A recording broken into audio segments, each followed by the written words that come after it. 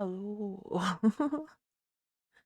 I'm looking at the moon goal and realizing I haven't updated it since August, but don't mind that. Me, your favorite pastry life form, being somewhat, uh, somewhat reliable. Um, if I sound weird, it's because I'm standing up. Oh my god, she's standing up. She has legs. Uh, you see my arms now. Legs confirmed. Yeah, I'm standing up because I've spent pretty much the last 12 hours uh sitting in a position that can only be described as gremlin like hunched over uh crocheting because someone asked me to crochet something for them for Christmas and I decided not to start that but to do something else for someone else because I love to do everything last minute. I literally only have one Christmas present right sorted out right now, and it's stressing me the fuck out. Usually, I have everything sorted by October because I do the writing in November, and then that takes up like it just consumes all my time. Um, that didn't happen this year. So I did finish a blanket. I may have spent an ungodly amount of time making that, but it's been great because it's a massive stash. And considering this year, my whole one of my New Year things was to not buy new art supplies or craft supplies. I totally did buy new craft supplies. Um, yeah, I'm trying to concentrate on using stuff. Because what's the point in having it and looking at it and being like, oh, pretty, but then never using it? What's the point in that? There is no point. Raven, you must use things. Um, yeah, it's used a lot of old wool that I've had, a lot of dark colors, that I never really use because I'm like, ooh, shiny, ooh, pretty, ooh, bright colored, ooh, very good, ooh. I'm very like, if I wasn't a raven, I'd be a magpie because I'm like, ooh, shiny, shiny hedgehog for certain. Yeah. So I may have spent over the last 4 days about mm, 10, 12 hours a day crocheting that, which is stupid. And I will 100% give myself some sort of repetitive strain injury. But guess what? I have to start a new one. That also, well, start. I've already started it. I started it immediately after finishing the other one, but it's going to end in a repetitive strain injury because that also needs to be done by Christmas and it needs to be bigger.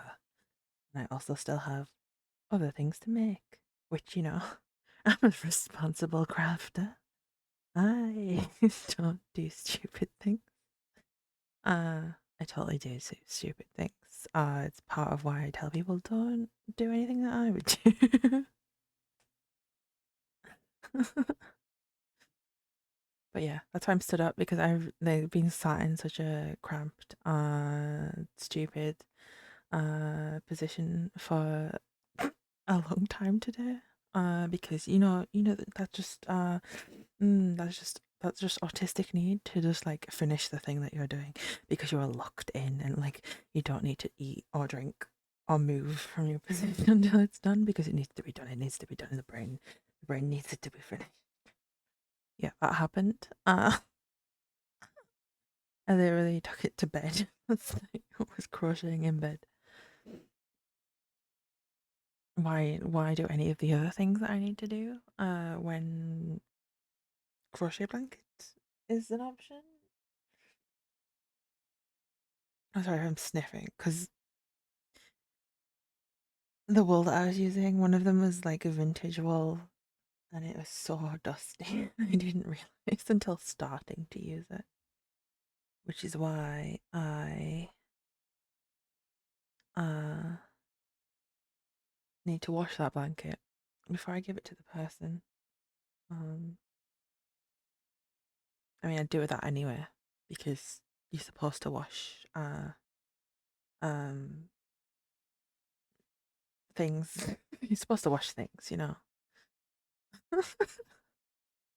You are supposed to wash things, but you're supposed to wash items you've crafted because there's like fluff on there, there's dust, and then if it's brand new, well, it'll have like some sort of like finishing on it. Like you'll know if you buy clothes new, like they often have like a weird kind of feel to them because they've got um that finishing on. I don't know. My brain is not great either at the moment. You may have noticed that too. I've been really busy. I think last week I was out of the house. No, the week before last week. Yes, the week before last week. I was out of the house every single day, which is not like me. I'm the sort of person who's like, I have these many things to do. I will consolidate them all into one day of hell. And I will go out and I will do everything on that one day. And then I will do nothing on the other day, which is not great. It's not advisable, especially for my fellow neurodivergent people. You're not meant to do that to yourself, but why not? Why not just make one terrible day? Isn't that a great idea? That's why I'm sniffing. If I'm sniffing, it's dusty in here. Uh, it's too cold to open a window to deal with. What else was I gonna say? Who knows? I had things to tell you, and I can't remember what they are. Oh, December. Oh God, knocking things off already. It's not a drink. It's just a lump. Um, December. There will be some streams to look forward to, including a stream where I rank every drama that I've watched this year, and there was a considerable amount of them. And tell you why I like them, why I didn't like them, what they're about, and then we look at like some stats. uh, that's going to be a stream, and depending on my brain and some things that are going to happen in the next 2 months, I may have time to do a stream, my like end of year stream. Usually I do it weirdly in March, because that's when I started streaming originally. That's like my anniversary. We do like a what's happened this year. This year I can't remember most of it, but um, there will certainly be things to talk about. Um, I may do that in December or January, depending on what's happening in my life. Um, yeah, I think that's it. I think that's everything. That's the rambling over. Um, brain just melted. What am I doing? We are reading Frankenstein by a lady. Who is that lady, you may say? That's Mary Shelley. Or as it says in the version of the book that I'm reading, Mary Wollstonecraft Godwin Shelley. And we are up to chapter 18 of 24. Because we read up to 17 last week. And all I can hope this week is there isn't weird terms, old-timey terms that come off as at least vaguely racist. Let's hope it doesn't happen this week. Maybe we find out why we're in the Arctic at the beginning. And it took me like 6 chapters to realise that I wasn't reading the wrong book. Because yeah, the opening is very like, oh my god, what is the book? The famous book about the whale, Moby Dick. Like a guy telling you about his past story, and you're like, how is this relevant? um, maybe we should go to the right scene, Raven. Maybe that would be the best thing to do. Reading. Here we are. Let me. There we go. You can see the first sentence.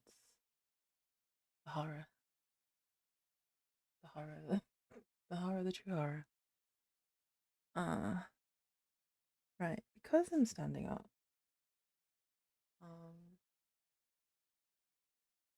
You may hear me randomly wandering around. You may also hear my toes clicking. I can't do anything about that. I'm sorry. I just have a fucked up body like that. I also need to put something down to put my mouse on.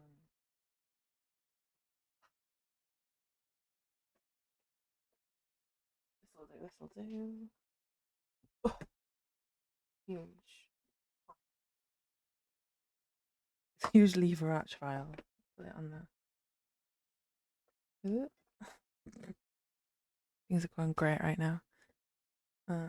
This file is so old. I literally got it for free from university because they were throwing out a lot of old files that they didn't want anymore. But it's been an expensive one because it's been kicking around my floor for a while, filled with I think it either has fanfic written in it or it has the book that I've been writing written in it. Because you know, why type up something when you can write it by hand and then type it up?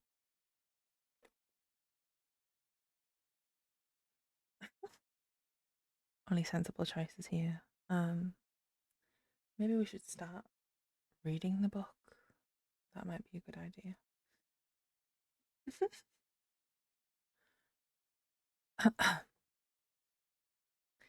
Frankenstein or the Modern Prometheus by Mary Wollstonecraft Shelley.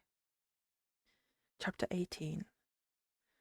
Day after day, week after week. Passed by.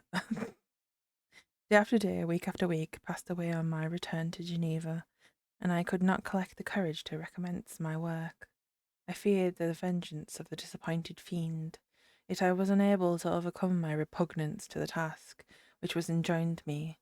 I found that I could not compose a female without again. I remember now. The monster that he made is like, make me a girlfriend, or I kill everyone you know. True, truly, a choice. Definitely a choice.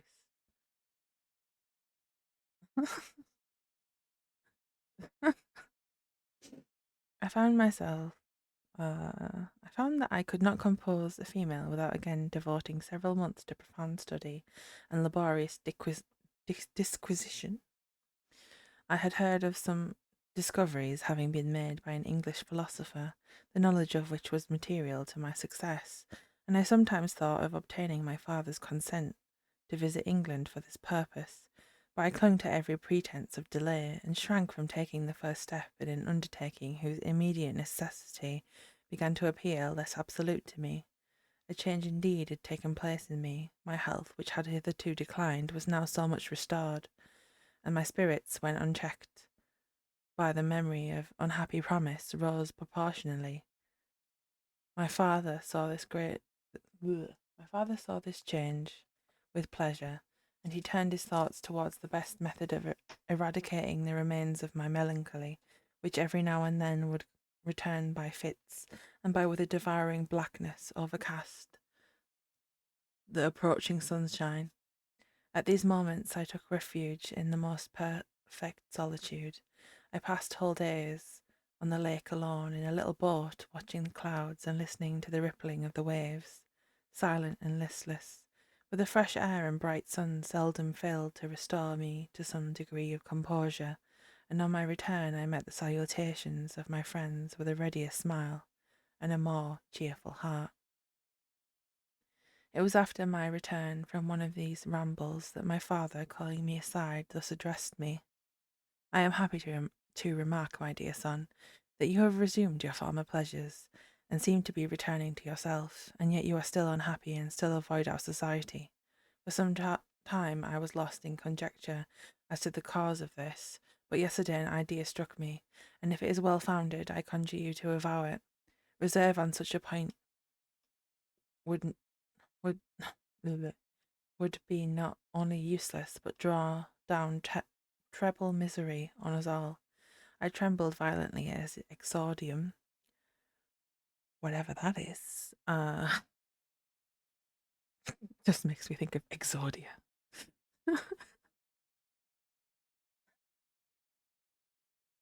I need a piece of paper.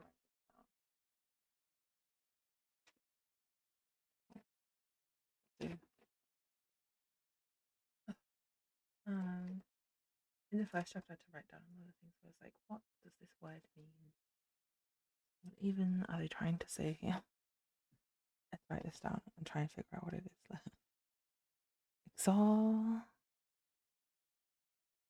Exordium. Words to figure out.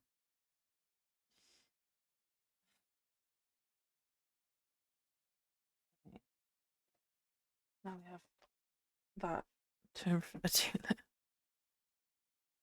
I confess, my son, that I have always looked forward to your marriage with our dear Elizabeth as the tie of our domestic comfort and the stay of my declining years. You were attached to each other from your earliest infancy. You studied together and appeared in dispositions and tastes entirely suited to one another. But so blind is the experience of man that what I conceived to be the best assistance to my plan may have entirely destroyed it. You perhaps regard her as your sister without any wish that she might become your wife.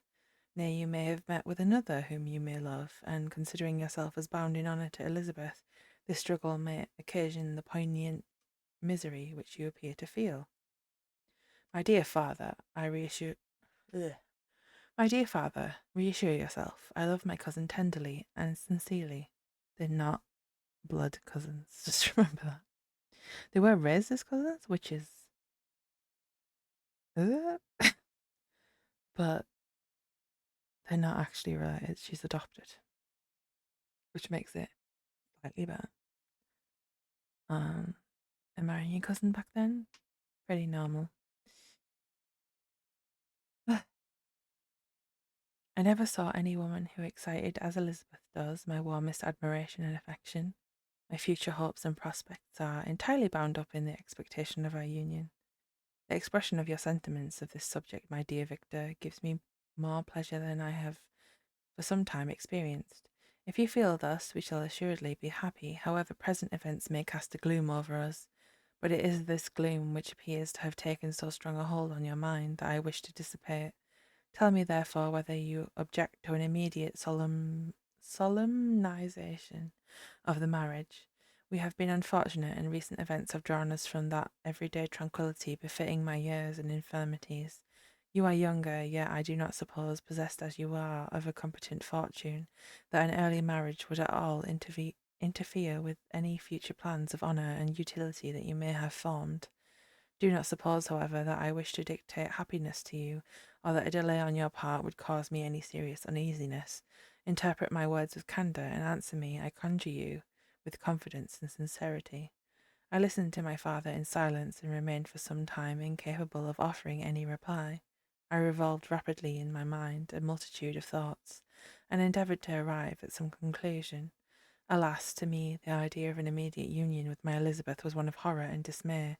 I was bound by a solemn promise which I had not yet fulfilled, and dared not break, or if I did, what manifold miseries might not impend over me and my devoted family. Could I enter into a festival with this deadly weight yet hanging around my neck, and bowing me to the ground?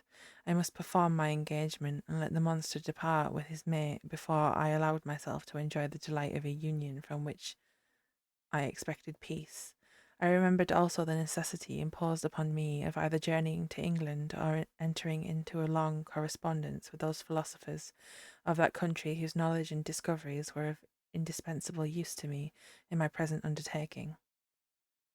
The latter method of obtaining the desired intelligence was dilatory and unsatisfactory. Besides, I had an insurmountable aversion to the idea of engaging myself in my loathsome task in my father's house, while in habits of familiar intercourse with those I loved. I knew what a thousand fearful accidents might occur, the slightest of which would disclose a tale to thrill all connected with me with horror. I was aware also that I should often lose all self-command, all capacity of hiding the harrowing sensations that would possess me during the progress of my unearthly occupation. I must absent myself from all I loved whilst thus employed. Once commenced, it would quickly be achieved, and I might be restored to my family in peace and happiness. My promise fulfilled, the monster would depart forever. Or, so my fond fancy imagined, some accident may meanwhile occur to destroy him and put him an end to my slavery forever. These feelings dictated my answer to my father.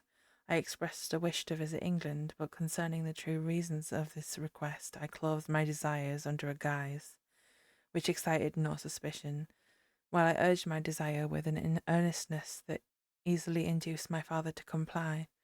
After so long a period of an absorbing melancholy that resembled madness in its intensity and effects, he was glad to find that I was capable of taking pleasure in the idea of such a journey, and he hoped that change of scene and varied amusement would, before my return, have restored me entirely to myself. The duration of my absence was left to my own choice. A few months, or at most a year, was the period contemplated.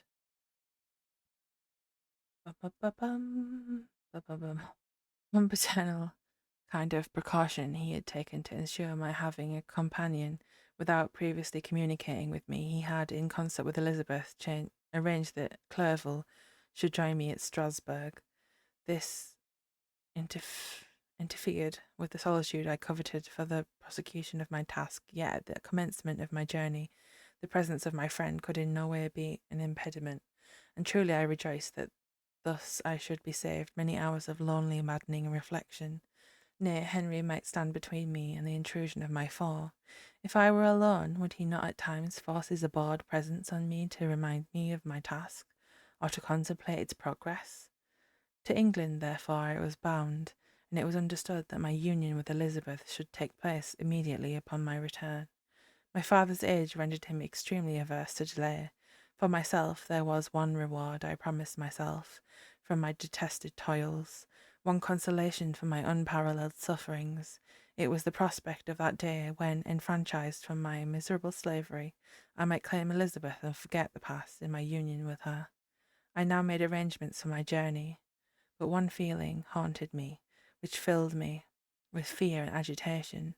During my absence, I should leave my friends unconscious of the existence of their enemy and unprotected from his attacks, exasperated as he might be by my departure. But he had promised to follow me wherever I might go, and would he not accompany me to England? This imagination was dreadful in itself, but soothing in so much as it supposed the safety of my friends. I was agonized with the idea of the possibility that the reverse of this might happen, but through the whole period during which I was the slave of my creature, I allowed myself to be governed by the impulses of the moment, and my present sensations strongly intimated that the fiend would follow me and exempt my family from the danger of his machinations. It was in the latter end of September that I again quitted my native country. My journey had been my own suggestion, and Elizabeth therefore acquiesced, but she was filled with disquiet at the idea of my suffering, away from her, the inroads of misery and grief. It had been her care which provided me a companion in Clerval, and yet a man is blind to 1,000 minute circumstances which call forth a woman's sedulous attention. I am another word that needs to go on the list. Sedulous. I imagine it's something to do with seducing. Possibly. That's my pen falling on the floor.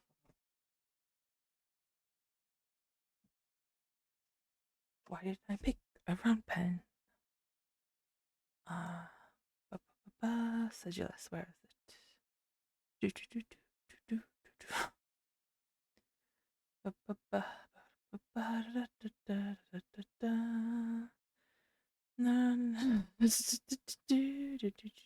Can't find it.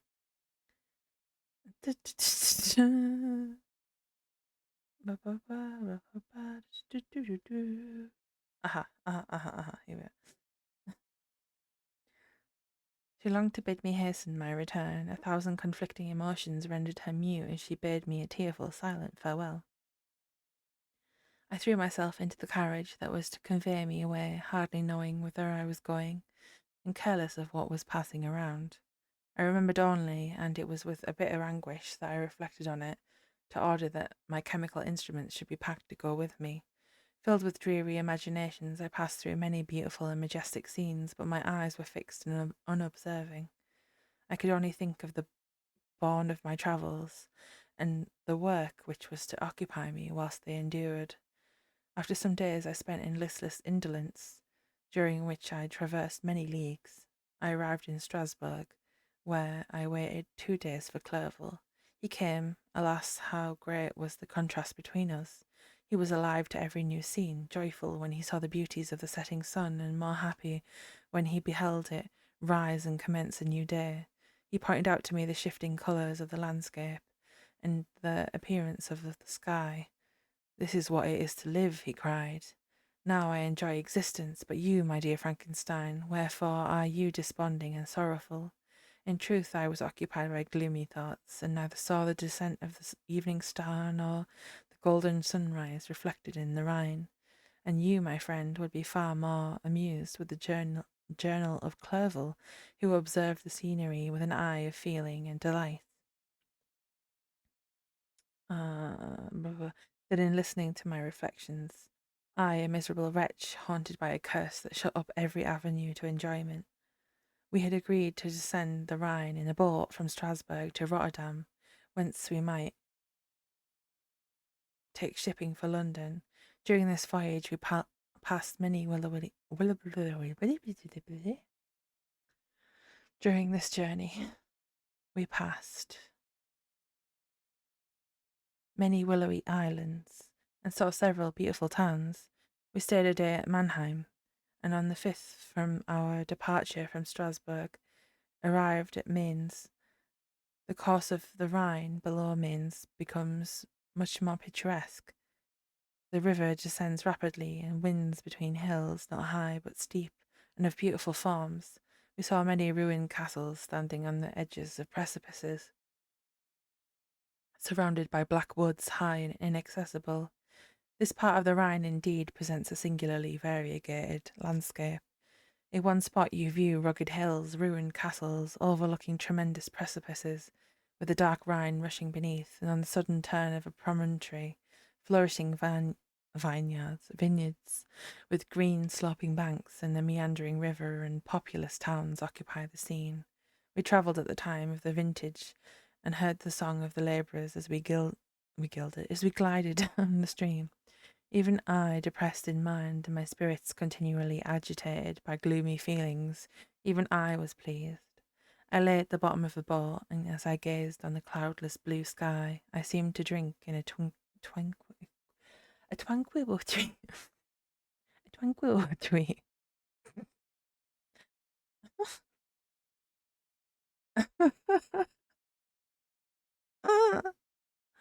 I seemed to drink in a tranquillity to which I had long been a stranger, and if these were my sensations, who can describe those of Henry?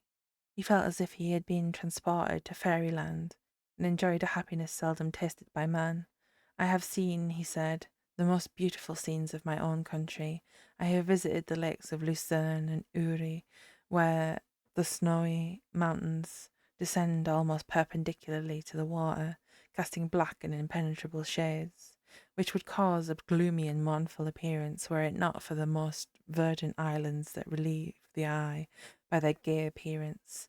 I have seen this lake agitated by a tempest, when the wind tore up whirlwinds of water, and gave you an idea of what the waterspout must be on the great ocean, and the waves dashed with the fury the base of the mountain, where the priest and his mistress were overwhelmed by an avalanche, and where their dying voices are still said to be heard amid the pauses of the nightly wind. I have seen the mountain of La Vallée and the Pays de Vaud, but this country, Victor, pleases me more than all those wonders. The mountains of Switzerland are more majestic and strange, but there is a charm in the banks of this divine river that I never before saw equalled. Look at that castle which overhangs yon precipice, and that also on the island, almost concealed amongst the foliage of those lovely trees.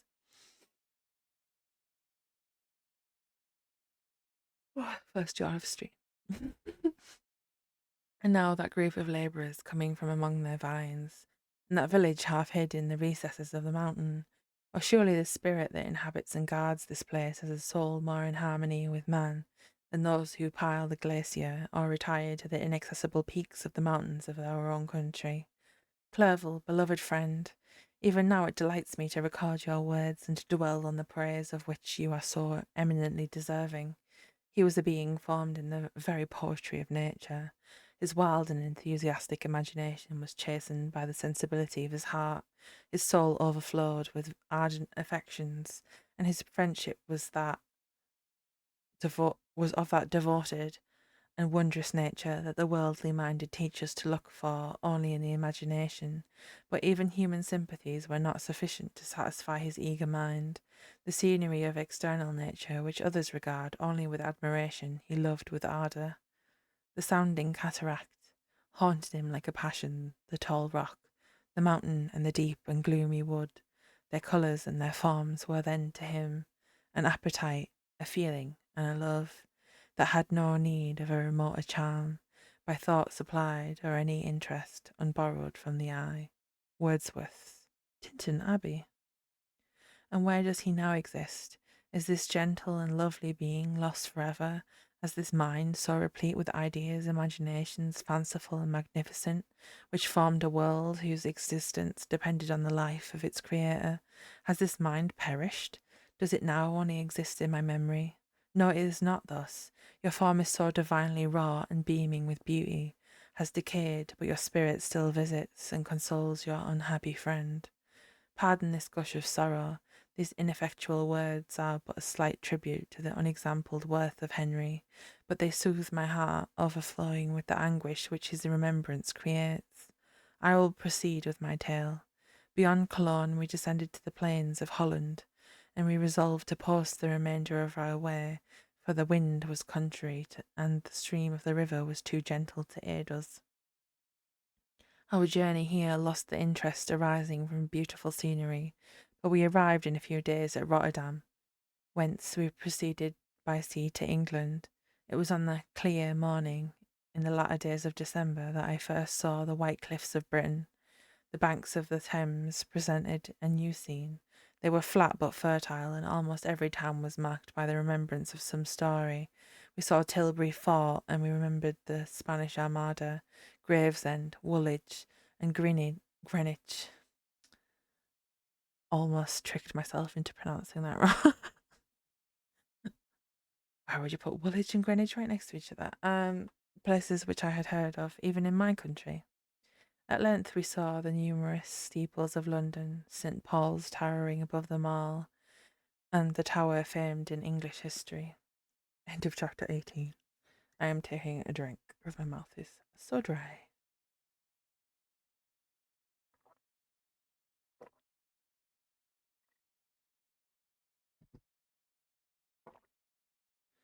Ow. Chapter 19.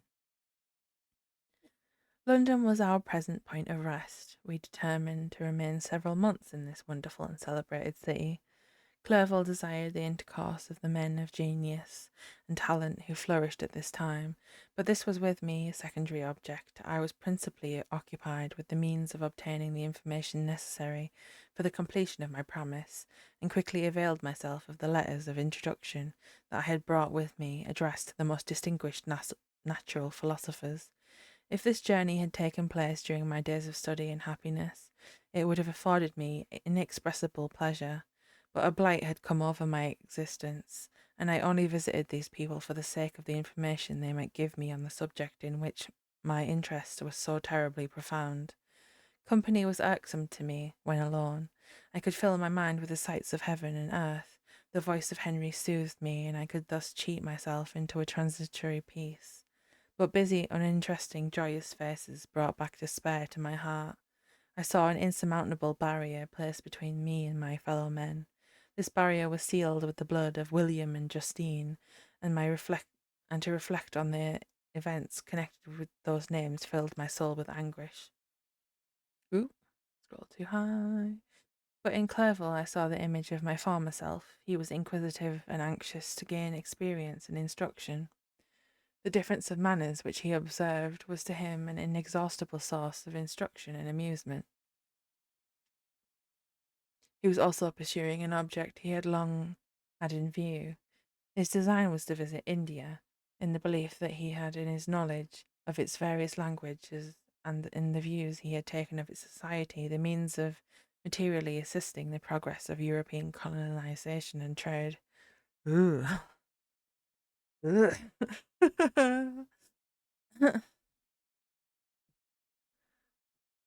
Oh, I lost where I was on that note. In Britain, only could he further the execution of his plan. He was forever busy, and the only check to his enjoyments was my sorrowful and dejected mind. I tried to conceal this as much as possible, that I might not debar him from the pleasures natural to one who was entering on a new scene of life, undisturbed by any care or bitter recollection. I often refused to accompany him, alleging another engagement. That I might remain alone, I now also began to collect the materials necessary for my new creation, and this was to me like the torture of single drops of water continually falling on the head. Every thought that was devoted to it was an extreme anguish, and every word that I spoke in allusion to it caused my lips to quiver and my heart to palpitate. After passing some months in London, we received a letter from a person in Scotland who had formerly been our visitor at Geneva. He mentioned the beauties of his native country, and asked us if those were not sufficient allurements to induce us to prolong our journey as far north as Perth, where he resided. Clerval eagerly desired to accept this invitation, and I, although I abhorred society, wished to view again mountains and streams and all the wondrous works with which nature adorns her chosen dwelling places. We had arrived in England at the beginning of October, and it was now February. We accordingly determined to commence our journey towards the north at the expiration of another month. In this expedition we did not intend to follow the great road to Edinburgh, but to visit Windsor, Oxford, Matlock, and the Cumberland Lakes. Probably the Lake District. I have no idea what Matlock is. It feels like it's somewhere in like Devon, from the sound of the name.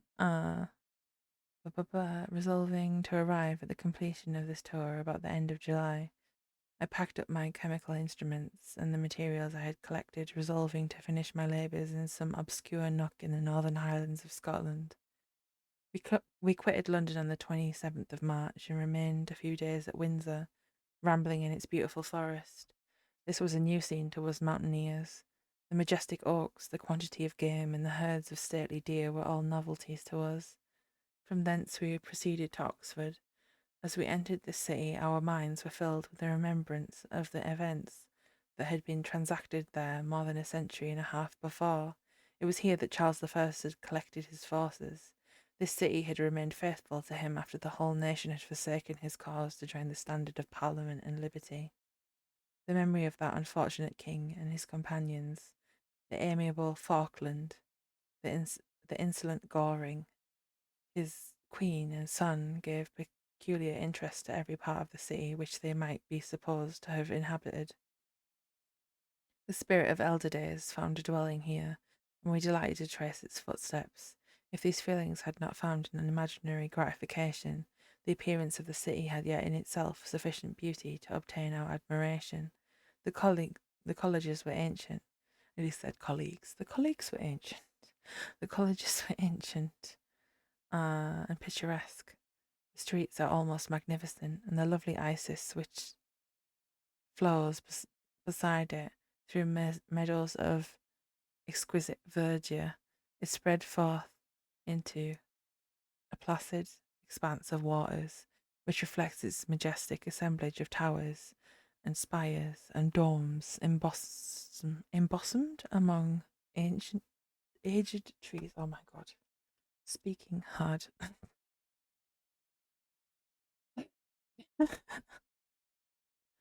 We've only just started. I'm already getting tongue tied. I enjoyed this scene, and yet my enjoyment was embittered both by the memory of the past and the anticipation of the future. I was formed for peaceful happiness. During my youthful days, discontent never visited my mind, and if I was ever overcome by ennui, the sight of what is beautiful in nature, or the study of what is excellent and sublime in the productions of man, could always interest my heart and communicate elasticity to my spirits. But I am a blasted tree. The bolt has entered my soul.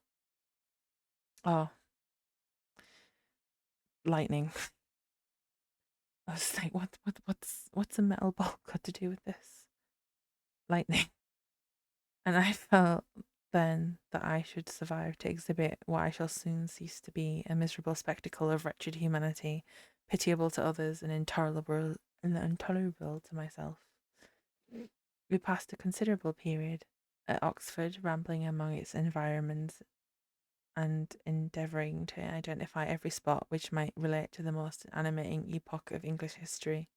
Our little voyages of discovery were often prolonged by the successive objects that presented themselves. We visited the tomb of the illustrious Hampden, and the field on which that patriot fell. For a moment my soul was elevated from its debasing and miserable fears to contemplate the divine ideas of liberty and self-sacrifice, of which these sites were the monuments and the remembrances. For an instant I dared to shake off my chains and look about me with a free and lofty spirit, but the iron had eaten into my flesh, and I sank again, trembling and hopeless, into my miserable self. We left Oxford with regret and proceeded to Matlock, which was our own next place of rest. The country in the neighbourhood of this village resembled to a greater degree the scenery of Switzerland. But everything is on a lower scale, and the green hills want the crown of distant white Alps, which always attend on the piney mountains of my native country. We visited the wondrous cave and the little cabinets of natural history, where the curiosities are disposed in the same manner as in the collections at Cerveau and Chamonix. The latter name made me tremble when pronounced by Henry, and I hastened to quit Matlock, with which that terrible scene was thus associated. From Derby, still journeying northwards, we passed 2 months in Cumberland and Westmoreland. I could now almost fancy myself among the Swiss mountains. The little patches of snow which yet lingered on the northern sides of the mountains, the lakes, and the dashing of the rocky streams were all familiar and dear sights to me. Here also we made some acquaintances.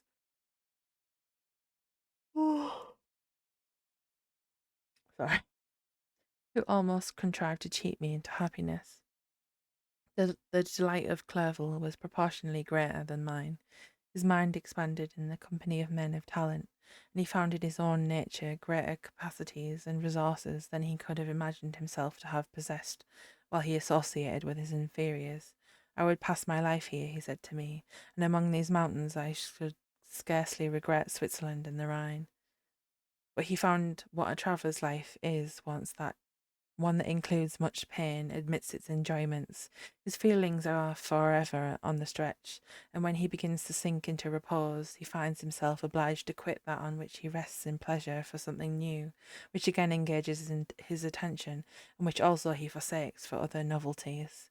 We had scarcely visited the various lakes of Cumberland and Westmoreland, and conceived in affection some of the inhabitants, when the period of our appointment with our Scotch friend approached, and we left them to travel on. For my own part, I was not sorry. I had now neglected my promise for some time, and I feared the effects of the demon's disappointment. He might remain in Switzerland and wreak his vengeance on my relatives. This idea pursued me and tormented me at every moment, from which I might otherwise have snatched repose and peace. I waited for my letters with feverish impatience. If they were delayed, I was miserable and overcome by 1,000 fears, and when they arrived and saw the superscription of Elizabeth or my father, I hardly dared to read and ascertain my fate. Sometimes I thought that the fiend followed me and might expedite my remissness by murdering my companion. When these thoughts possessed me, I would not quit Henry for a moment, but followed him as his shadow to protect him from the fancied rage of his destroyer. I felt as if I had committed some great crime, the consciousness of which haunted me. I was guiltless, but I had indeed drawn down a horrible curse upon my head, as mortal as that of a crime. I visited Edinburgh with languid eyes and mind. Yes, that city might have interested the most unfortunate being. Clerval did not like it so well as Oxford, for the antiquity of the latter city was more pleasing to him, but the beauty and regularity of the new town of Edinburgh, its romantic castle and its environs, the most delightful in the world. Arthur's Seat, St. Bernard's Well, and the Pentland Hills compensated him for the change, and filled him with cheerfulness and admiration, but I was impatient to arrive at the termination of my journey. We left Edinburgh in a week, passing through Cooper Street, Andrews, St. Andrews, St. Andrews, and along the banks of the Tay to Perth, where our friend expected us.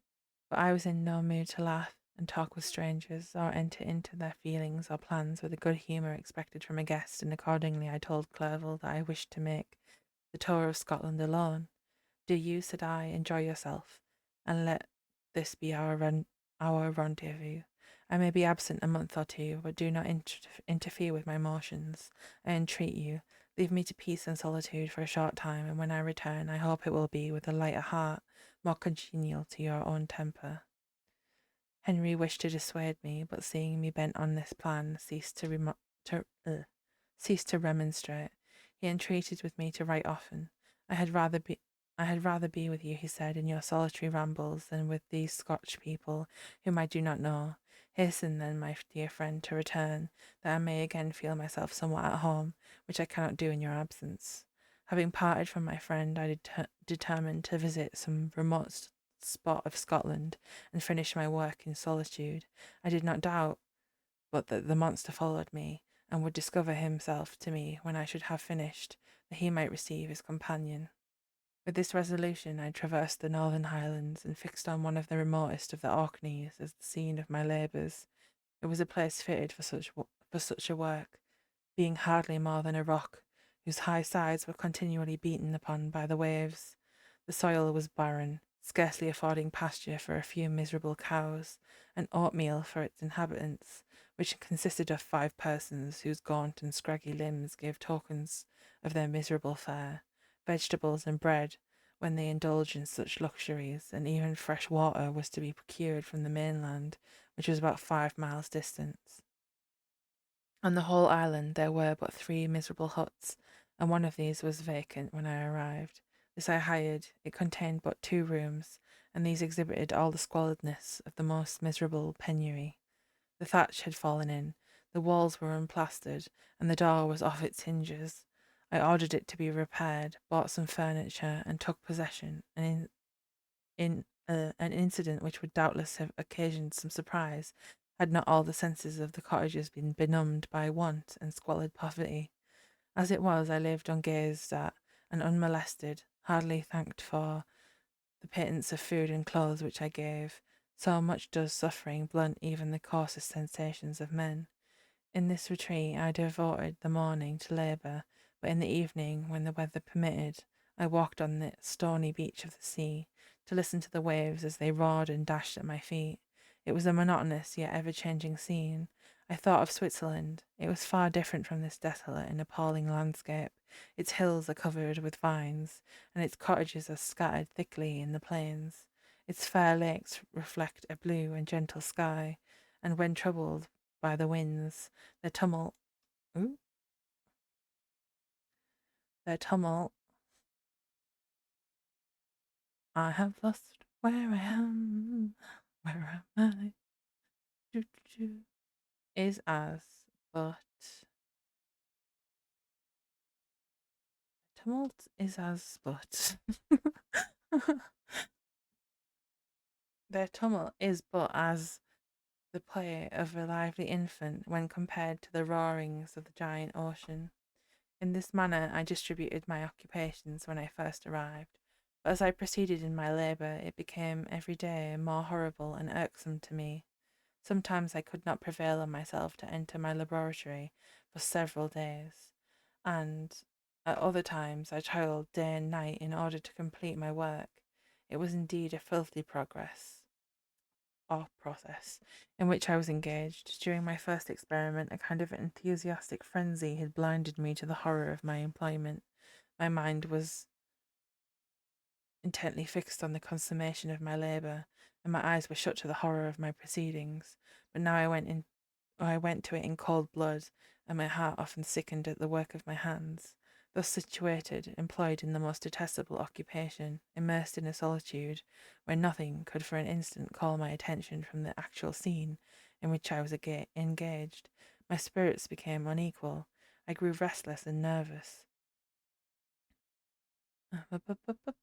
Every moment I feared to meet my persecutor. Sometimes I sat with my eyes fixed on the ground, fearing to raise them, lest they should encounter the object which I so much dreaded to behold. I feared to wander from the sight of my fellow creatures, lest when alone he should come to claim his companion. In the meantime I worked on, and in my labour was already considerably advanced. I looked towards its completion with a tremulous and eager hope, which I dared not trust myself to question, but which was intermixed with obscure forebodings of evil that made my heart sicken in my bosom. End of chapter 19. I'm going to have a little drink break.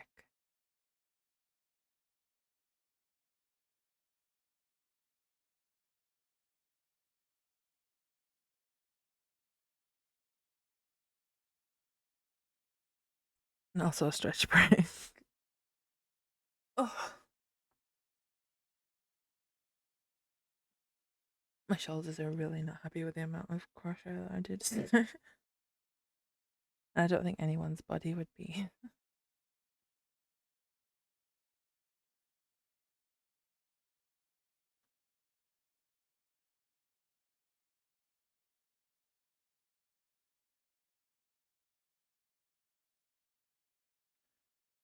Oh, it does feel slightly better. Right. Chapter 20. Chapter 20. Chapter 20. Uh, I sat one evening in my laboratory. The sun had set and the moon was just rising from the sea. I had not sufficient light for my employment, and I remained idle in a pause of consideration of whether I should leave my labour for the night or hasten its conclusion by an unremitting attention to it. As I sat, a train of reflection occurred to me which led me to consider the effects of what I was now doing. 3 years 3 years before, I was engaged in the same manner, and had created a fiend whose unparalleled barbarity, bar, bar, barbarity, barbarity had desolated my heart and filled it forever with the bitterest remorse. I was now about to form another being of whose dispositions I was alike ignorant.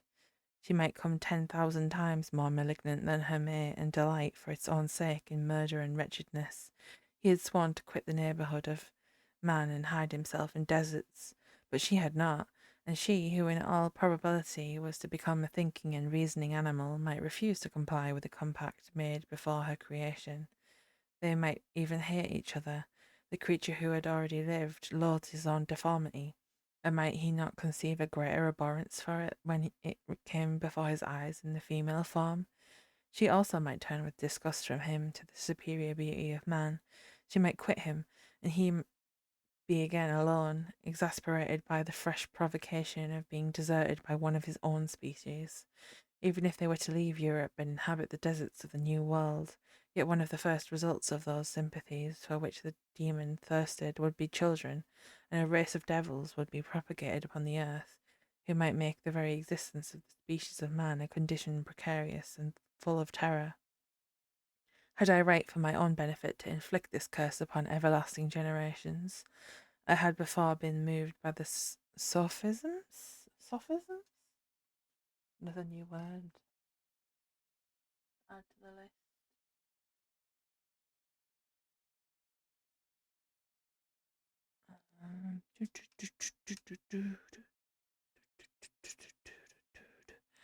Uh, I had before been moved by the sophisms of the being I had created. For the first time, the wickedness of my promise burst upon me. I shuddered to think that future ages might curse me as their pest, whose selfishness had not hesitated to buy its own peace at the price, perhaps, of the existence of the whole human race. I trembled and my heart failed within me when, on looking up, I saw by the light of the moon the demon at the casement window of the window. A ghastly grin wrinkled his lips as he gazed on me, where I sat fulfilling the task which he had allotted to me. Yes, he had followed me in my travels. He had loitered in forests, hid himself in caves, or taken refuge in wide and desert heaths. He now came to mark my progress and claim the fulfilment of my promise. As I looked on him, his countenance expressed the utmost extent of malice and treachery. I thought with the sensation of madness on my promise, of creating another like him, and trembling with passion, tore to pieces the thing on which I was engaged. The wretch saw me destroy the creature on whose future existence he depended for happiness, and with a howl of devilish despair and revenge withdrew. I left the room, and locking the door, made a solemn vow in my own heart never to resume my labours. And then, with trembling steps, I sought my own apartment. I was alone, none were near to me, to dissipate the gloom and relieve me from the sickening oppression of the most terrible reveries. Several hours passed, and I remained near my window gazing on the sea. It was almost motionless, for the winds were hushed, and all nature reposed under the eye of the quiet moon. A few fishing vessels, fishing vessels, a few fishing vessels alone speckled the water, and now and then the gentle breeze wafted the sound of voices as the fishermen called to one another.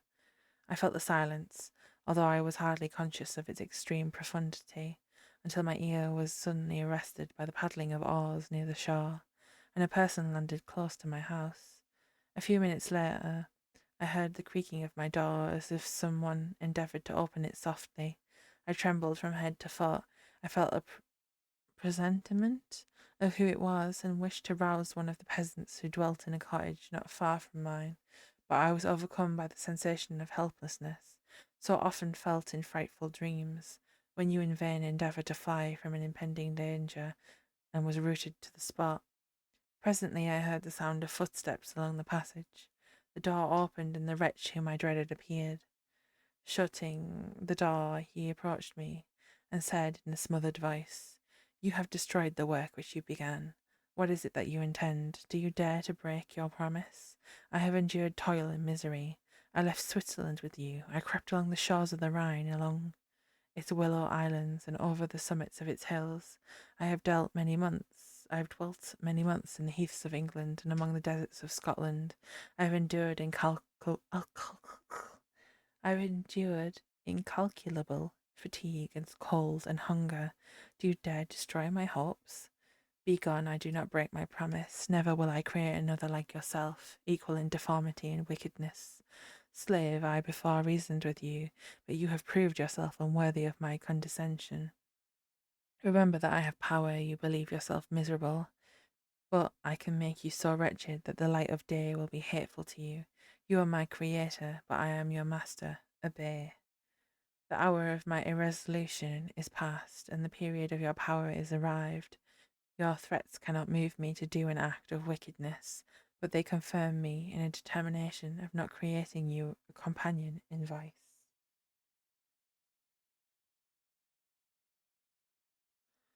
Shall I, in cold blood, set loose upon the earth the demon whose delight is in death and wretchedness?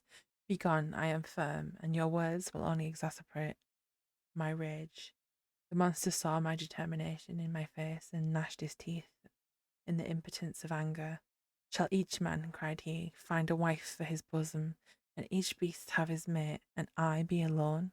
I had feelings of affection, and they were requited by detestation and scorn.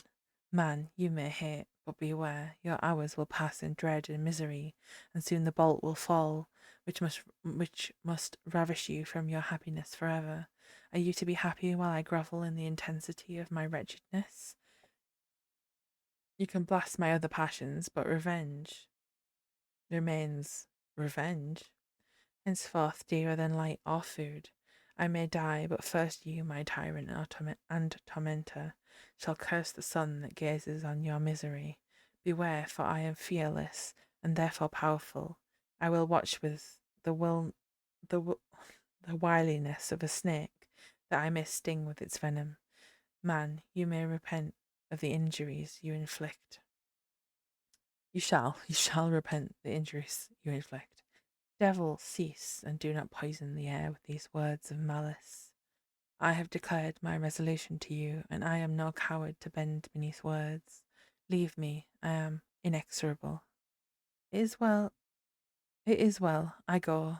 It is well I go. But remember, I shall be with you on your wedding night. I started forward and exclaimed, Villain, before you sign my death warrant, be sure that you are yourself safe. I would have seized him, but he eluded me and quitted the house with precipitation. In a few moments I saw him in his boat, which shot across the waters with an arrowy swiftness, and was soon lost amid the waves. All was again silent, but his words rang in my ears. I burned with rage to pursue the murderer of my peace, and precipitate him into the ocean. I walked up and down my room, hastily and perturbed, while my imagination conjured up 1,000 images to torment and sting me.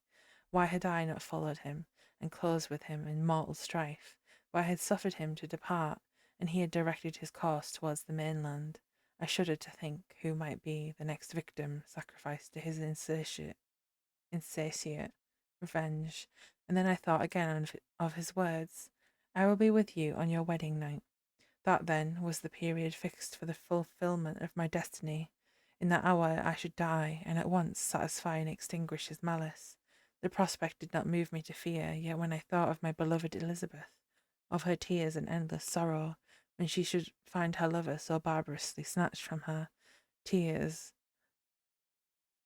the first I had shed for many months, streamed from my eyes, and I resolved not to fall before my enemy without a bitter struggle.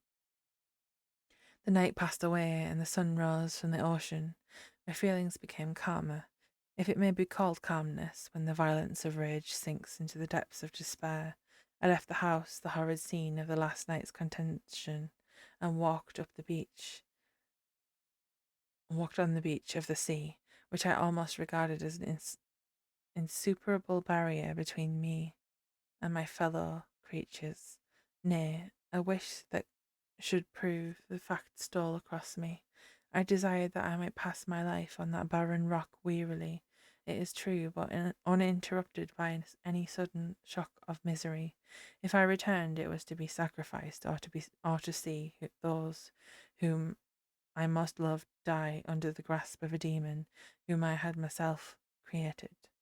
I walked about the aisle like a restless spectre, separated from all it loved and miserable in the separation. When it became noon and the sun rose higher, I lay down on the grass and was overpowered by a deep sleep. I had been awake the whole of the preceding night. My nerves were agitated, and my eyes inflamed by watching in misery. The sleep into which I now sank refreshed me, and when I awoke I again felt as if I belonged to a race of human beings like myself, and I began to reflect upon what had passed with greater composure, and yet still the words of the fiend rang in my ears like a death knell. They appeared like a dream, yet distinct and oppressive as a reality. The sun had far descended, and I still sat on the shore, satisfying my appetite, which had become ravenous, with an oaten cake, when I saw a fishing boat land close to me, and one of the men brought me a packet.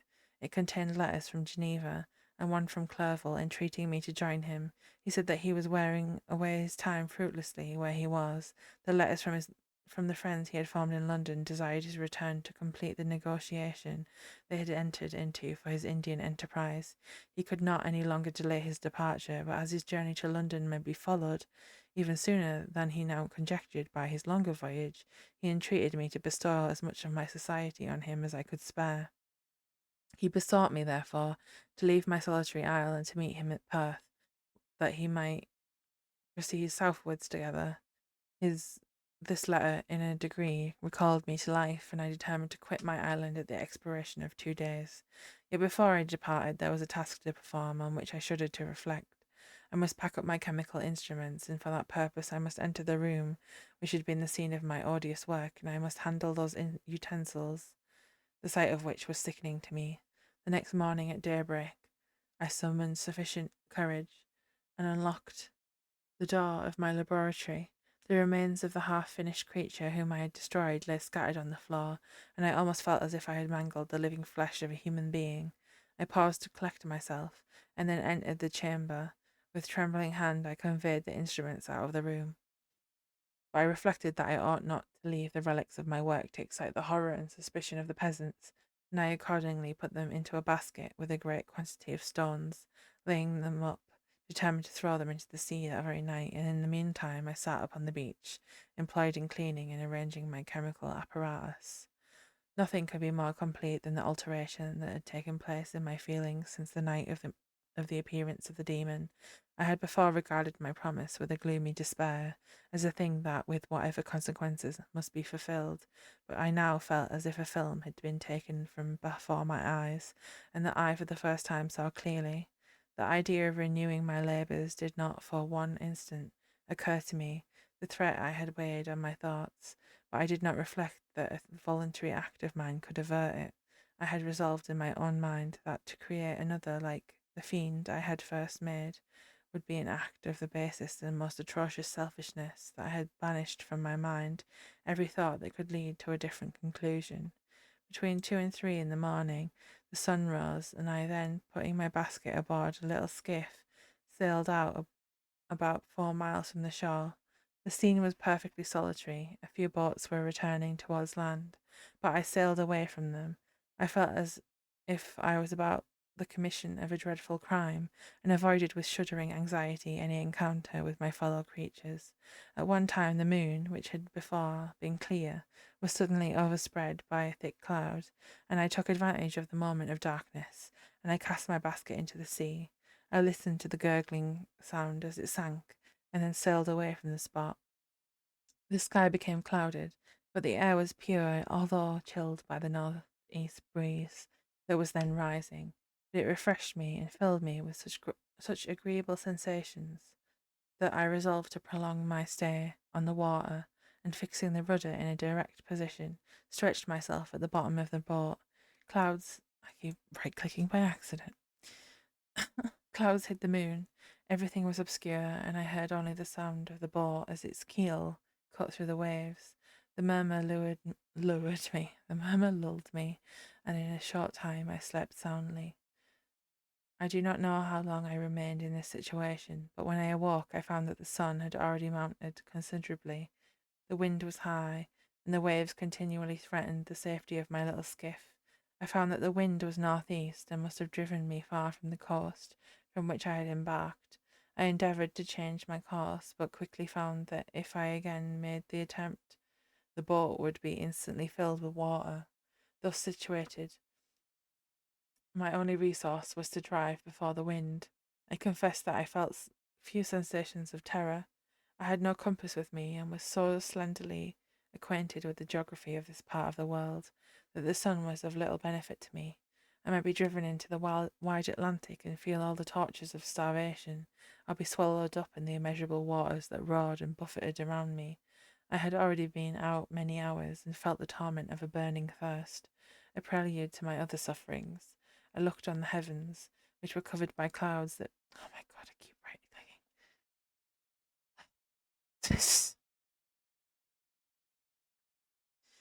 I looked upon the sea. It was to be my grave. Fiend, I exclaimed, your task is already fulfilled. I thought of Elizabeth, of my father, and of Clerval, all left behind, on whom the monster might satisfy his sanguinary and merciless passions. This idea plunged me into a reverie so despairing and frightful that even now, when the scene is on the point of closing before me, forever, I shudder to reflect on it. Some hours passed thus, but by degrees, as the sun declined towards the horizon, the wind died away into a gentle breeze, and the sea became free from the breakers, but these gave place to a heavy swell. I felt sick and hardly able to hold the rudder, when suddenly I saw a line of high land towards the south. Almost spent as I went, by fatigue and by the dreadful suspense I endured for several hours, this sudden certainty of life rushed like a flood of warm joy to my heart, and tears gushed from my eyes. How mutable are our feelings, and how strange is that clinging love we have of life, even in the excess of misery. I constructed another sail with a part of my dress, and I eagerly steered my course towards the island. It had a wild and rocky appearance, but as soon as I approached nearer, I easily perceived the traces of cultivation. I saw vessels near the shore, and found myself suddenly transported back to the neighbourhood of civilized men. I clearly traced the windings of the land, and hailed a steeple which I at length saw issuing from behind a small promontory. As I was in a state of extreme debility, I resolved to sail directly towards the town, as a place where I could most easily procure nourishment. Fortunately, I had money with me.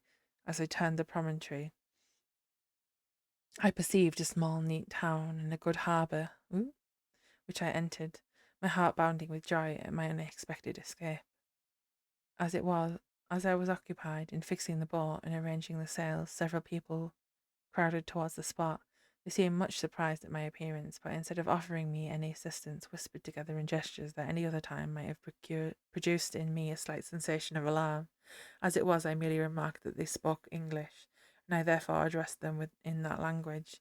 My good friend, said I, will you be so kind as to tell me the name of this town and inform me where I am? You will know that soon enough, replied a man with a hoarse voice. Maybe you are come to a place that will not prove much to your taste, but you will not be consulted as to your quarters, I promise you.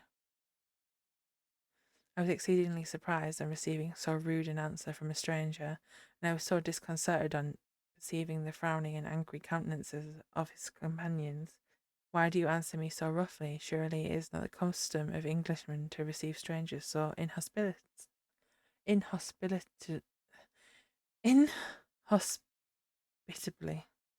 I do not know, said the man, what the custom of the English may be, but this is the custom of the Irish to hate villains. While this strange dialogue continued, I perceived the crowd rapidly increase. Their faces expressed a mixture of curiosity and anger, which annoyed and to some degree alarmed me. I inquired the way to the inn, but no one replied. I then moved forward, and a murmuring sound arose from the crowd as they followed and surrounded me, when an ill-looking man approaching, tapped me on the shoulder and said, come, sir, you must follow me to Mr. Kerwin's to give an account of yourself. Who is Mr. Kerwin? Why am I to give an account of myself? Is this not a free country? Ay, sir, free enough for honest folks. Mr. Kerwin is a magistrate, and you are to give an account of the death of a gentleman who was found murdered here last night. This answer startled me, but I presently recovered myself. I was innocent. That could be easily be proved. Accordingly, I followed my conductor in silence and was led to one of the best houses in town. I was ready to sink from fatigue and hunger, but being surrounded by a crowd, I thought it polite to rouse all my strength, that no physical debility might be construed into apprehension or conscious guilt. Little did I then expect the calamity that was in a few moments to overwhelm me and extinguish in horror and despair all fear of ignominy or death. I must pause here, for it requires all my fortitude to recall the memory of the frightful events which I am about to relate in proper detail to my recollection. End of chapter 20.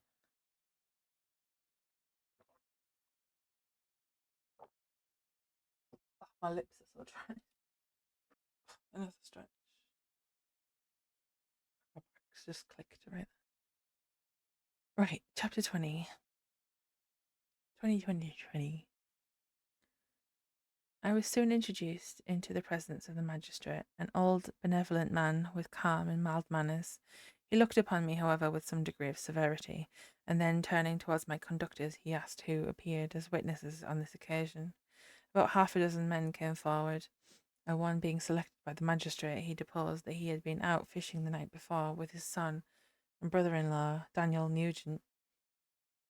When about 10 o'clock they observed a strongly northwesterly blast rising, and they accordingly put in for port.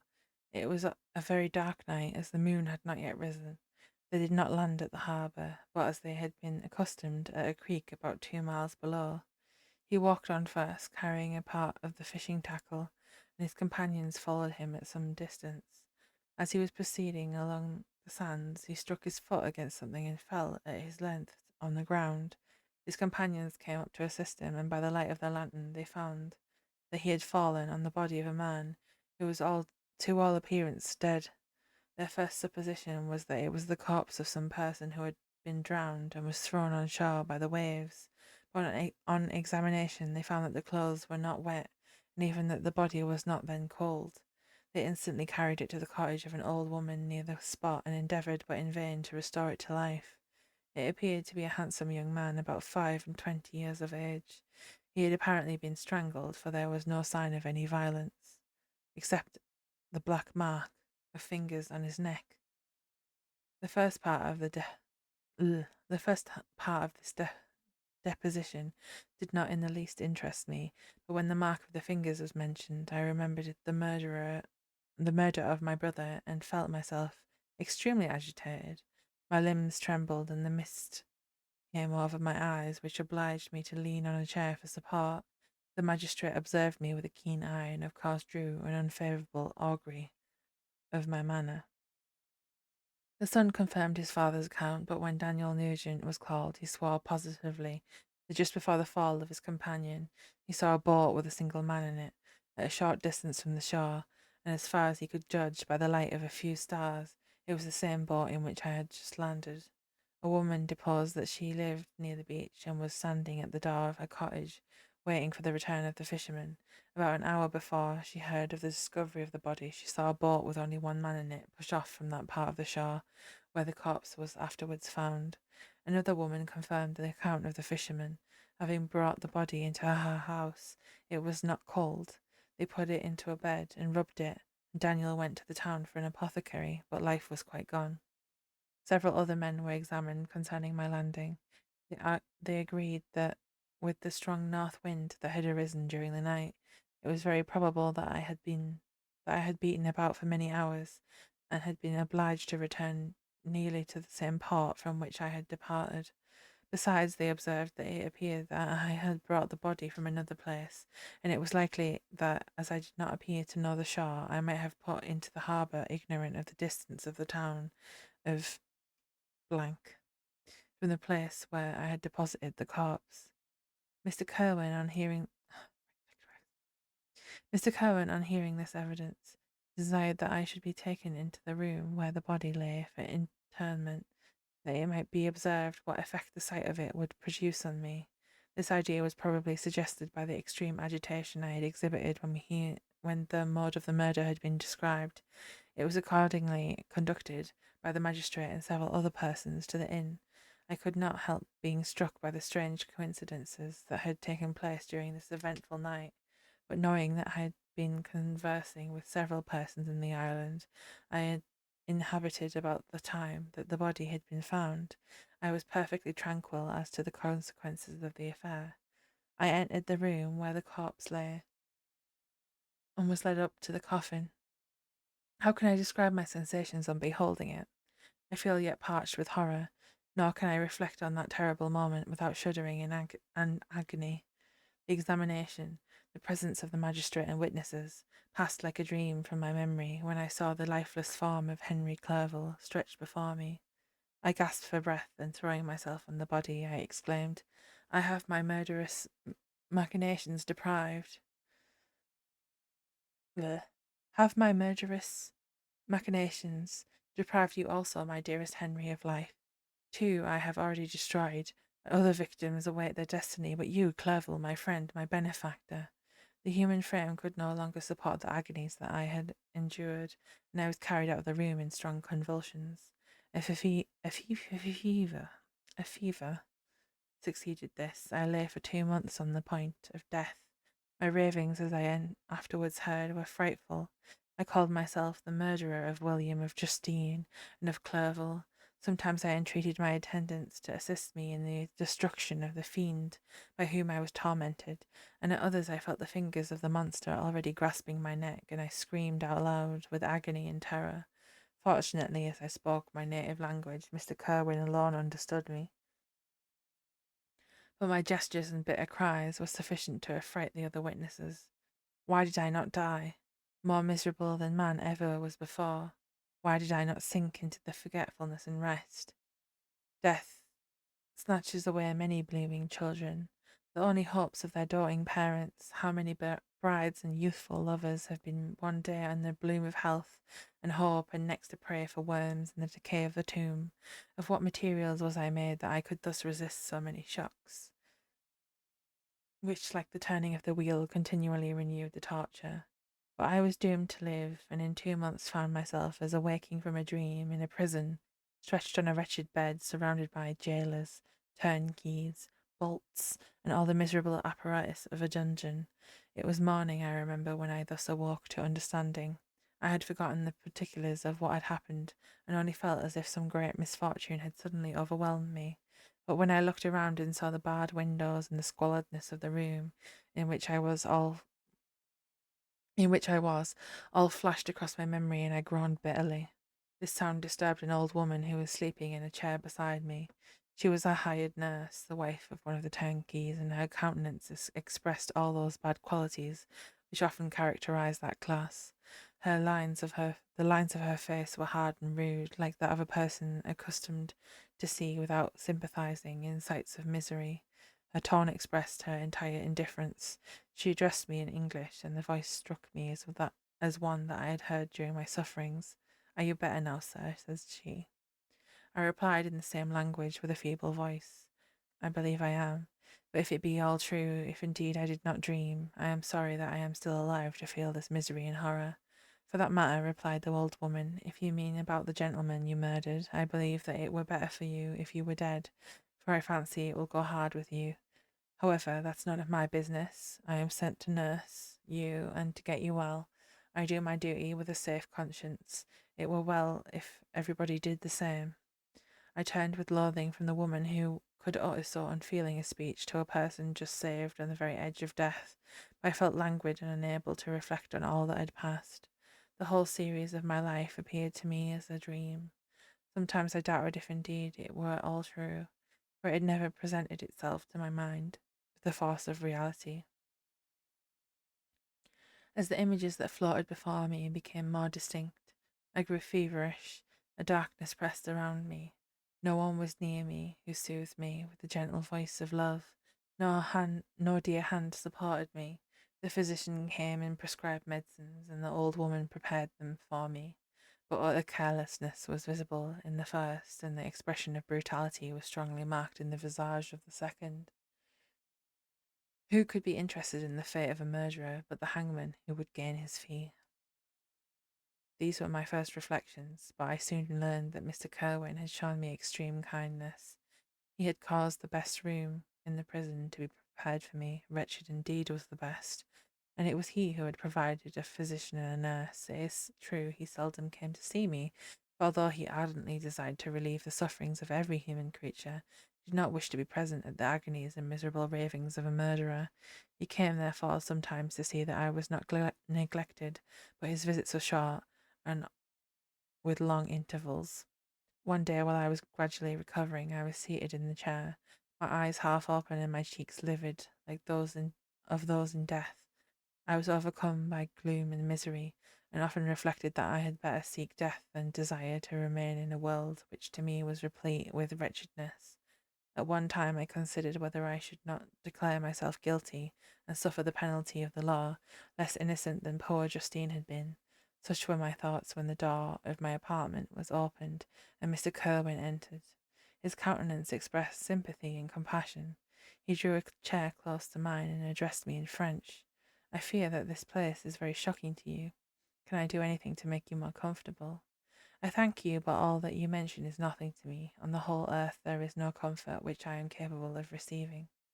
I know that the sympathy of a stranger can be but of little relief to one borne down as you are by so strange a misfortune.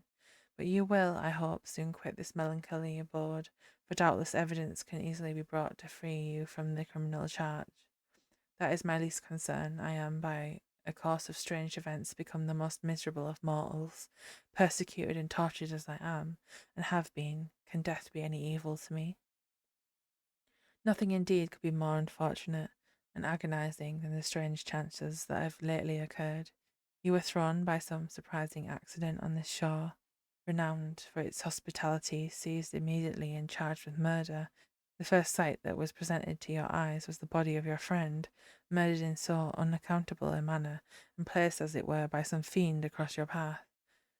As Mr. Kerwin said this, notwithstanding the agitation I endured on this retrospect of my sufferings, I also felt considerable surprise at the knowledge he seemed to possess concerning me. I suppose some astonishment was exhibited in my countenance, for Mr. Kerwin hastened to say, "Immediately upon your being taken ill, all the papers that were on your person were brought me, and I examined them that I might discover some trace by which I could send to your relations. Oh, uh, recount an account of your misfortune and illness. I found several letters, and among others one which I discovered from its commencement to be from your father. I instantly wrote to Geneva. Nearly 2 months have elapsed since the departure of my letter, but you are ill, even now you tremble. You are unfit for agitation of any kind. This suspense is 1,000 times worse than the most horrible event. Tell me what new scene of death has been acted, and whose murder I am now to lament. Your family is perfectly well, said Mr. Kerwin with gentleness, and someone, a friend, is come to visit you. I know not by what chain of thought the idea presented itself, but it instantly darted to my mind that the murderer had come to mock at my misery, and taunt me with the death of Clerval as a new incitement for me to comply with his hellish desires. I put my hand before my eyes and cried out in agony, "Oh, take him away, I cannot see him. For God's sake, do not let him enter." Mr. Cohen regarded me with a troubled countenance. He could not help regarding my exclamation as a presumption of my guilt, and said in a rather severe tone, "I should have thought, young man, that the presence of your father would have been welcome instead of inspiring such violent repugnance." "My father!" cried I, while every feature and every muscle was relaxed from anguish to pleasure. "Is my father indeed come? How kind, how very kind! But where is he? Why does he not hasten to me?" My change of manner surprised and pleased the magistrate. Perhaps he thought that my former exclamation was the momentary return of delirium, and now he instantly resumed his former benevolence. He rose and quitted the room with my nurse, and in a moment my father entered it. Nothing at this moment could have given me greater pleasure than the arrival of my father. I stretched out my hand to him and cried, "Are you then safe, and Elizabeth and Ernest?"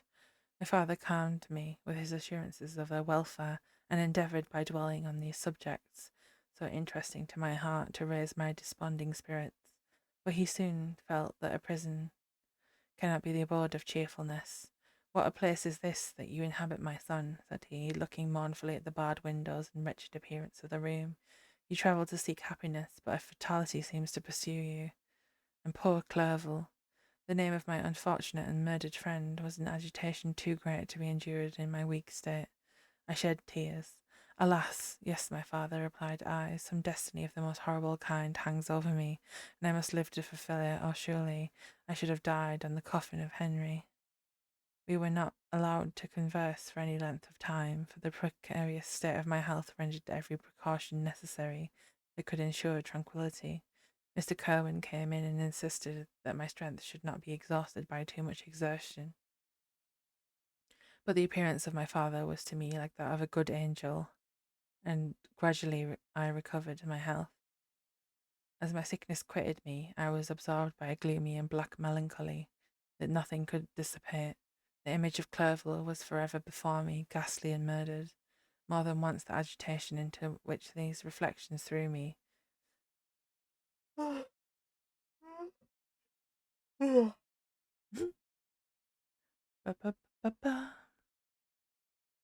made my friends dread a dangerous relapse.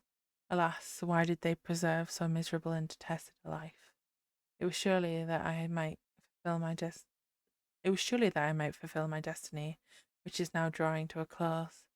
Soon, or very soon, will death extinguish these throbbings and relieve me from the mighty weight of anguish that bears me to the dust, and in executing the award of justice I shall also sink to rest. And the appearance of death was distant, although the wish was ever present to my thoughts, and I often sat for hours motionless and speechless, wishing for some mighty revolution that might bury me and my destroyer in its ruins. The season of the assizes approached, and I had already been 3 months in prison, and although I was still weak and in continual danger of a relapse, I was obliged to travel nearly 100 miles to the county town, where the court was held. Mr. Kerwin charged himself with every care of collecting witnesses and arranging my defence. I was spared the disgrace of appearing publicly as a criminal, as the case was not brought before the court that decides on life and death. The grand jury rejected the bill on its being proved that I was on the Orkney Islands at the hour of the body of my friend was found, and a fortnight after my removal I was liberated from prison. My father was enraptured on finding me freed from vexations of a criminal charge, that I was again allowed to breathe the fresh atmosphere and permitted to return to my native country. I did not participate in these feelings, for to me the walls of a dungeon or a palace were alike hateful. The cup of life was poisoned forever, and although the sun shone upon me as upon the happy and gay of heart, I saw around me nothing but a dense and frightful darkness, penetrated by no light but the glimmer of two eyes that glared upon me. Sometimes they were the expressive eyes of Henry, languishing in death, the dark orbs nearly covered by the lids, and the long black lashes that fringed them. Sometimes it was the watery, clouded eyes of the monster, as I first saw them in my chamber at Ingolstadt. My father tried to awaken in me the feelings of affection. He talked of Geneva, which I should soon visit, of Elizabeth and Ernest, but these words only drew deep groans from me.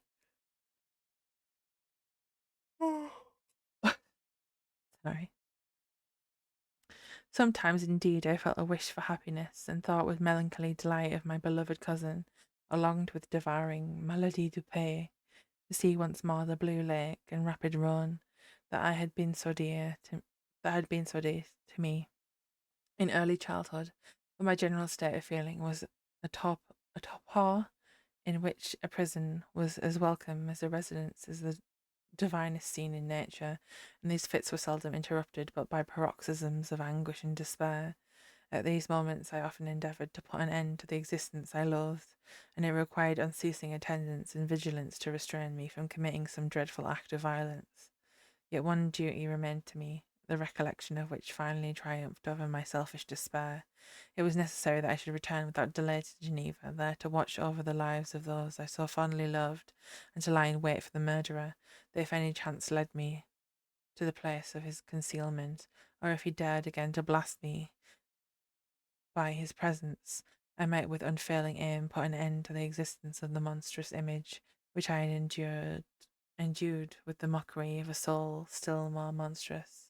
My father still decided to delay our departure, fearful that I could not sustain the fatigues of a journey, for I was a shattered wreck, the shadow of a human being. My strength was gone, I was a mere skeleton, and fever, night and day, preyed upon my wasted frame. Still, as I urged our leaving Ireland with some inquietude, inqui- inquietude and impatience, my father thought it best to yield. We took our passage on board a vessel bound for Havre de Grace. Who knows what the pronunciation of that is? Not me, not me. And sailed with a fair wind from the Irish shores.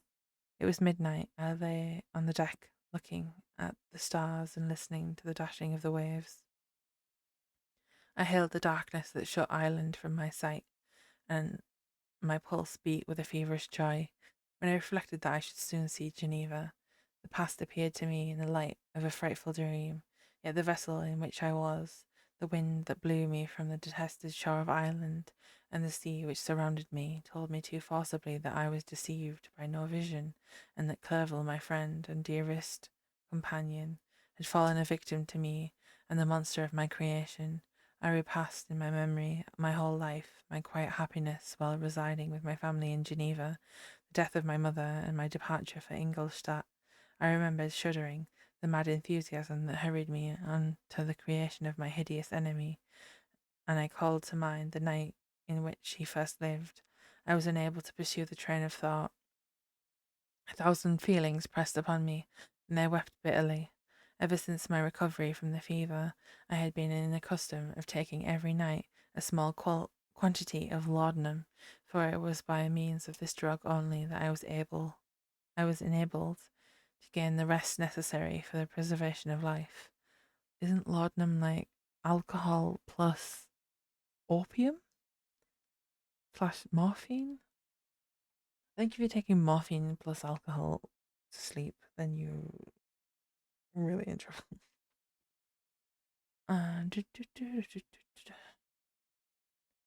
Oppressed by the recollection of my various misfortunes, I now swallowed double my usual quantity. I soon slept profoundly, but sleep did not afford me respite from thought and misery. My dreams presented 1,000 objects that scared me. Towards morning, I was possessed by a kind of nightmare. I felt the fiend's grasp in my neck and could not free myself from it. Groans and cries rang in my ears. My father, who was watching over me and perceiving my restlessness, awoke me. The dashing waves were around, the cloudy sky above. The fiend was not here. A sense of security, a feeling that the truce was established between the present hour and the irresistible disastrous future imparted to me a kind of calm forgetfulness of which the human mind is by its structure peculiarly susceptible. End of chapter 21.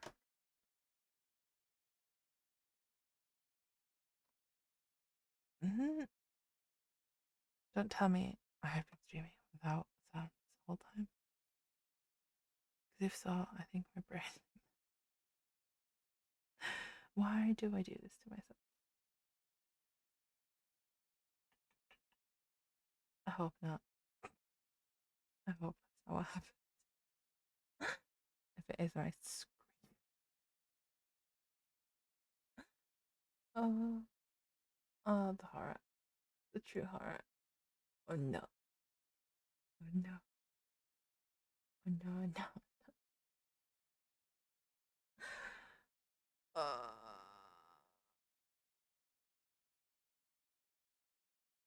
I think I might end here.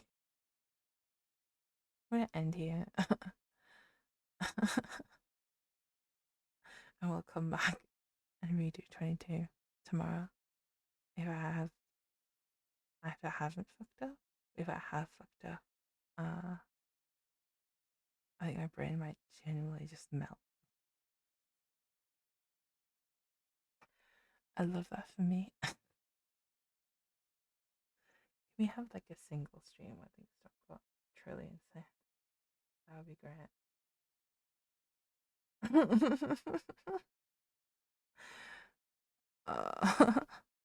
I really leave that till tomorrow to find out. Thank you for turning up if you were here. Um, I'm running away right now. Bye bye.